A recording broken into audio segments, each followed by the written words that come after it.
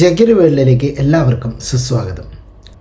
ഭരതനാട്യത്തിൻ്റെ രണ്ടാം ഭാഗം, അതായത് തിയേറ്ററിൽ ഫ്ലോപ്പായ ഭരതനാട്യം സിനിമയുടെ രണ്ടാം ഭാഗം, അത് എടുക്കാൻ കാണിച്ച ചങ്കുറ്റത്തിന് ആദ്യം ബിഗ് സല്യൂട്ട്.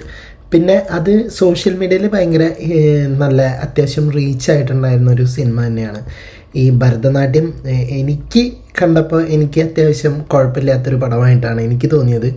ഓക്കെ, അപ്പോൾ നമ്മൾ ഈ ഭരതനാട്യത്തിൻ്റെ രണ്ടാം ഭാഗമായ മോഹിനിയാട്ടത്തിൻ്റെ റിവ്യൂ ആണ്. സബ്സ്ക്രൈബ് ചെയ്യാതെ കാണുന്നവരാണെങ്കിൽ സബ്സ്ക്രൈബ് ചെയ്തിട്ട് വീഡിയോ കാണാൻ ശ്രമിക്കണം. എനിക്ക് സബ്സ്ക്രിപ്ഷൻ വളരെ കുറവാണ്, അതുകൊണ്ടാണ് പ്ലീസ്. പിന്നെ എൻ്റെ ഈ മുഖത്ത് കാണുന്നതെല്ലാം ചിക്കൻ ബോക്സിൻ്റെ ആഫ്റ്റർ എഫക്റ്റാണ്. കുറച്ച് കാലം കഴിയുമ്പോൾ പോകും. ഞാനിത് എല്ലാ വീഡിയോയിലും പറയുന്നത് എന്താണെന്ന് വെച്ചാൽ എൻ്റെ മുഖം കണ്ടാരും പേടിക്കാതിരിക്കാനാണ്. ഓക്കെ, വീഡിയോയിലോട്ട് കിടക്കാം.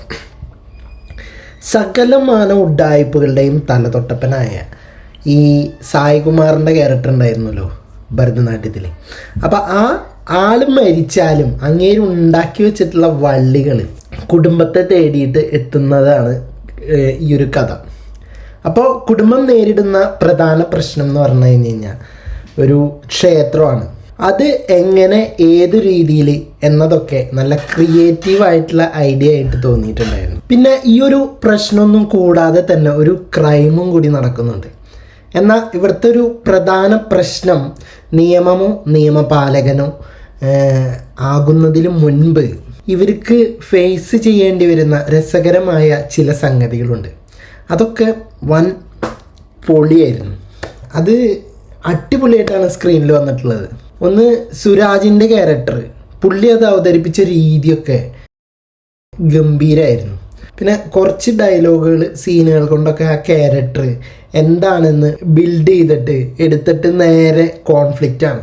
അതിൽ വരുന്ന ഡയലോഗുകൾ ഓൾമോസ്റ്റ് എല്ലാം തന്നെ ചിരിപ്പിച്ചു എന്ന് പറയാം. പിന്നെ അതിൽ തന്നെ ബേബി ജീൻ്റെ കഥാപാത്രം എച്ചാതി പൊളി ഡാവ്. ഒരു സീനിൽ ചിരിച്ചിരിച്ച് കണ്ണീന്ന് വെള്ളം വരെ വന്നു എന്ന് പറയാം. ഈ ഒരു കോമഡി ടൈമിങ് അതൊരു നിസ്സാര കാര്യമൊന്നുമല്ല. നല്ല ഫ്യൂച്ചറുള്ള ഒരു പയ്യനാണ്.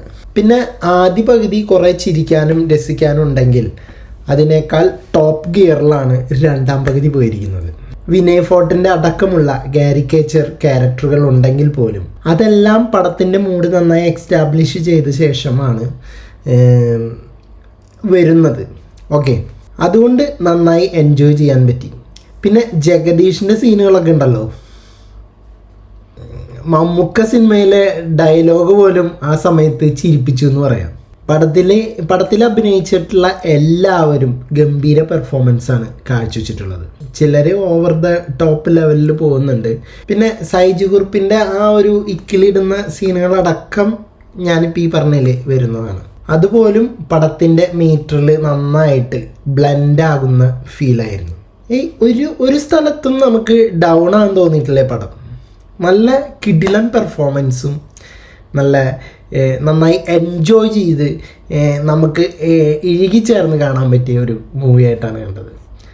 പിന്നെ ടെക്നിക്കലി പറയുകയാണെങ്കിൽ ഇലക്ട്രോണിക്കലിയുടെ വർക്കൊക്കെ കിടുവായിട്ടുണ്ടായിരുന്നു. പിന്നെ ബേബി ജീൻ പാടിയ പാട്ടുകൾ, പിന്നെ BGM ഒക്കെ പടത്തിൻ്റെ മൂഡിന് സെറ്റാണ്.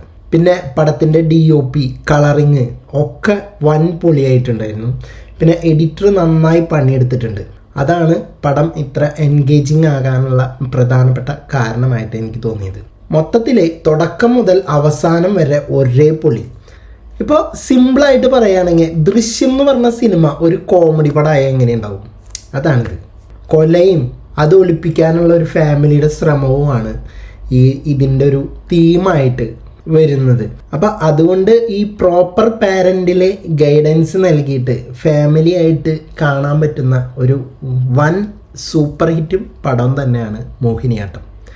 അപ്പോൾ എൻ്റെ ഒരു അഭിപ്രായത്തിലൊരു മസ്റ്റ് വാച്ച് ആയിട്ടാണ് ഞാൻ പറയുന്നത്. നിങ്ങൾക്ക് കുറച്ച് സ്ട്രെസ്സും ടെൻഷനൊക്കെ ഉണ്ടെന്ന് വെച്ച് കഴിഞ്ഞാൽ ഒന്ന് റിലീഫ് ചെയ്യാൻ പറ്റിയ ഒരു നല്ലൊരു കിഡിലൻ പടമായിട്ട് ഞാനിതിന് പറയുന്നു, സജസ്റ്റ് ചെയ്യുന്നു. ഓക്കെ, അപ്പം നിങ്ങൾ പടം കണ്ടിട്ടുള്ളവരാണെങ്കിൽ താഴെ കമൻറ്റ് ബോക്സിൽ രേഖപ്പെടുത്തുക. പോയി വരാം അടുത്തൊരു വീഡിയോയുമായിട്ട്.